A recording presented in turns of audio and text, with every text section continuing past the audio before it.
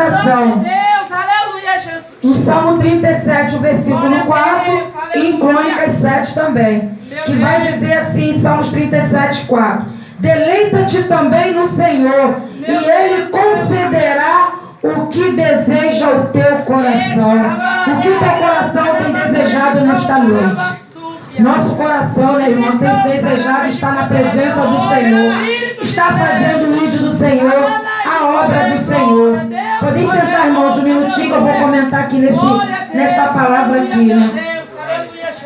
Acho que tem muita criança que fala assim: ah, mãe, me dá uma boneca de presente. Ganha aquela boneca, no outro dia a boneca já está jogada. Tem tanto jovem aí com tantas calças bonitas, compra uma calça para mim, mãe, porque o coração está desejando aquela calça. Compra a calça, mas deixa a calça de lado. Por quê? Porque não é um desejo espiritual.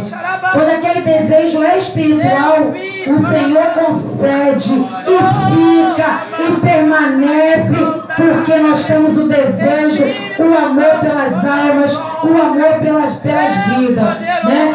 E o Senhor vai dando, né, o que deseja o nosso coração. Mas quando é espiritual, nossa, é a melhor parte. Não é verdade?